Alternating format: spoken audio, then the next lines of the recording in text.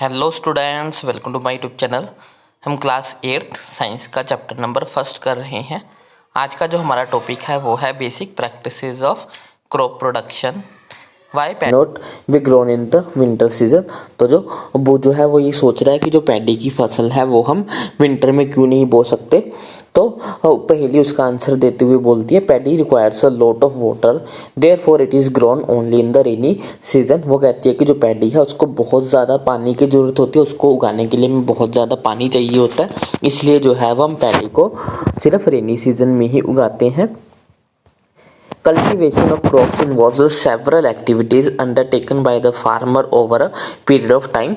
जब भी कोई किसान खेती करता है तो कोई भी फसल बोने से पहले उसको बहुत सारी चीज़ें जो है वो करनी पड़ती हैं। You may find that these activities are similar to those carried out by the gardener or even by you when you grow ornamental plants in your house. ये सारी एक्टिविटीज़ वैसी ही हैं जैसे कि कोई माली जो है वो गार्डन में करता है, बगीचे में करता है, या फिर जब आप कोई घर में पौधा लगाने जाते हो तो पौधा लगाने से पहले आप जो जो एक्टिविटीज़ करते हो, ये सारी एक्टिविटीज़ जो है वो किसान भी करता है, लेकिन वो थोड़े बड़े लेवल पे करता है उनको।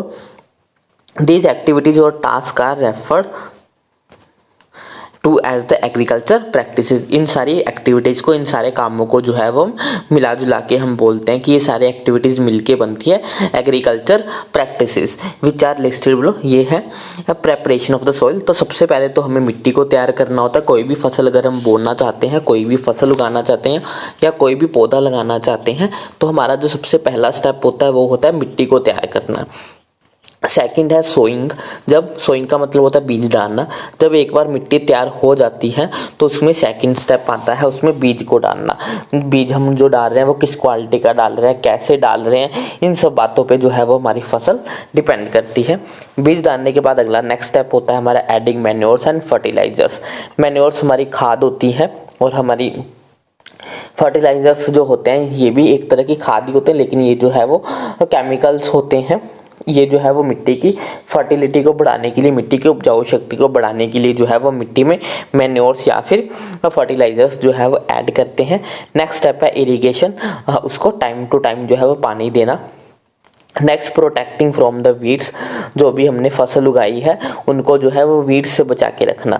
वीड्स क्या होते हैं? वीड्स अनवांटेड प्लांट्स होते हैं जो अपने आप उग जाते हैं। जैसे आपने घरों में, अगर घर में किसी गमले में जो है वो कोई पौधा लगाया तो आप कुछ दिनों बाद देखते हो कि जो पौधा आपने लगाया है उसके आसपास छोटे छोटे घास या फिर छोटे छोटे दूसरे पौधे जो है वो उगने शुरू हो जाते हैं जो हमने लगाए ही नहीं होते।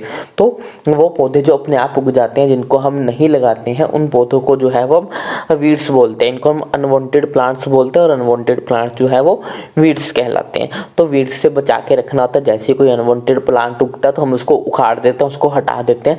अगर हम उसको नहीं हटाएंगे तो वो मिट्टी के जो न्यूट्रिएंट्स है वो यूज़ करता रहेगा, जिसके कारण हमारी जो मेन फसल है, जो हमारा मेन पौधा है, उसको जो है वो न्यूट्रिएंट्स नहीं मिलेंगे। नेक्स्ट है हार्वेस्टिंग। हार्वेस्टिंग होता है कि जब फसल जो है वो एक बार पक जाती है, एक बार तैयार हो जाती है, तो फसल को काटने का जो स्टेप होता है उसको हम हार्वेस्टिंग बोलते हैं। नेक्स्ट है हमारी स्टोरेज। जब फसल कट जाती है तो उसको स्टोर करने के लिए मंडियों में भेजा जाता है।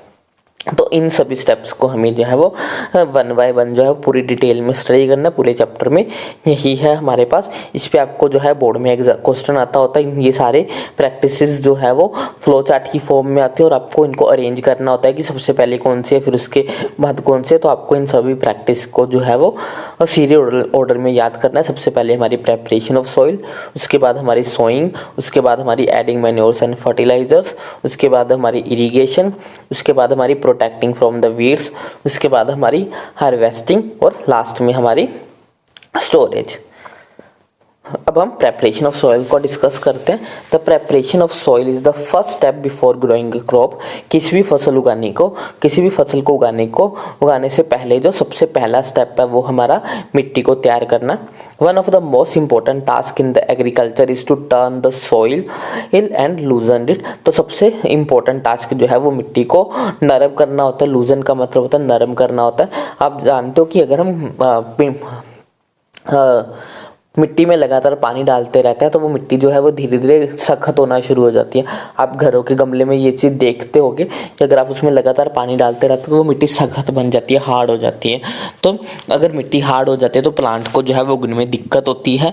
इसीलिए जो है वो फसल बोने से पहले जो सबसे पहले हमारा काम होता है वो होता है मिट्टी को नरम करना। This allows the root to penetrate deep into the soil. अगर हम मिट्टी को नरम करते हैं तो जो पौधे की जड़ें होती हैं वो आसानी से मिट्टी में अंदर तक जो है वो जा पाती हैं।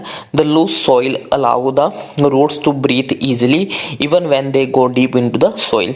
जब मिट्टी जो है वो ढीली होगी, नरम होगी, तो जो पौधों की जड़ें होंगी वो आसानी से जो है वो सांस ले पाएंगी। जब वो मिट्टी के काफ़ी अंदर भी चली जाएंगी तो भी जो है वो आसानी से सांस ले पाएंगी, क्योंकि मिट्टी जो है वो नरम होगी, मिट्टी के बीच स्पेस होगी। Why does the loosening of the soil allow the roots to breathe easily?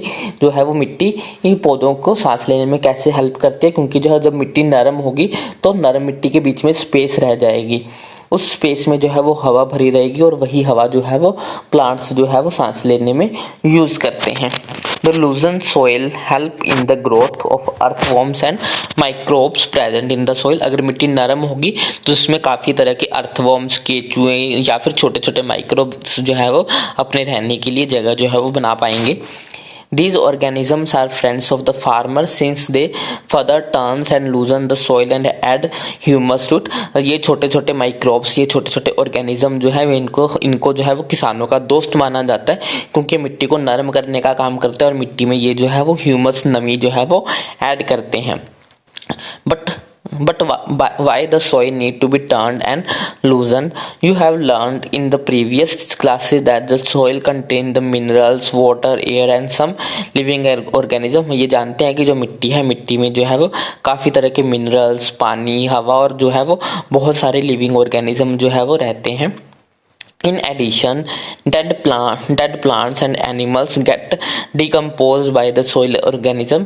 इसके अलावा जो है वो सूखे हुए प्लांट्स जो होते हैं, मरे हुए जानवर जो होते हैं, इनकी बॉडीज़ को जो है वो डिकम्पोज करने का काम करते हैं मिट्टी में रहने वाले ऑर्गेनिज्म।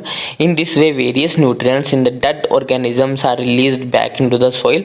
और ये सारे न्यूट्रिएंट जो कि मरे हुए जानवरों में होते हैं वो वापस ज़मीन में आ जाते हैं, वापस मिट्टी में आ जाते हैं। These nutrients are again absorbed by the plant. और यही न्यूट्रिएंट जब वापस फिर से जो है प्लांट्स उनको एब्जॉर्ब कर लेते हैं। Since only a few centimetre of the top layer of the soil support plant growth, turning and loosening of the soil brings the nutrient rich soil to the top so that the plants can use these nutrients।